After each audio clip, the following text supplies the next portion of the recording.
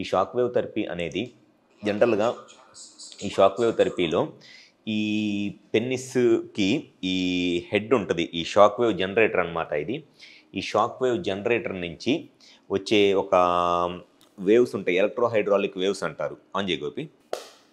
దీని నుంచి వచ్చే ఒక ఎలక్ట్రోహైడ్రాలిక్ వేవ్స్ అనేది పెన్నిస్ దగ్గర ఇట్లా అప్లై చేసినట్లయితే వచ్చే ఈ వేవ్స్ అనేది ఈ పెన్నిస్ లోపల ఉన్న మజిల్ని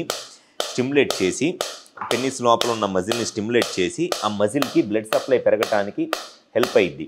సో ఈ లో ఇంటెన్సిటీ షాక్ వేవ్ థెరపీ అనేది ఇదిగోండి ఈ వీడియోలో చూపించినట్లు పెన్నిస్ లోపల ఉన్న మజిల్ని యాక్టివేట్ చేస్తుంది. ఈ మజిల్ని యాక్టివేట్ చేసి దీంట్లో బ్లడ్ ఫ్లో పెరిగిద్ది అనమాట. ఈ బ్లడ్ ఫ్లో పెరగటం వల్ల పెన్నిస్లో ఉన్న మజిల్ కంప్లీట్గా రిలాక్స్ అయ్యి ఎరెక్షన్స్ అనేవి ఇంప్రూవ్ అవుతాయి.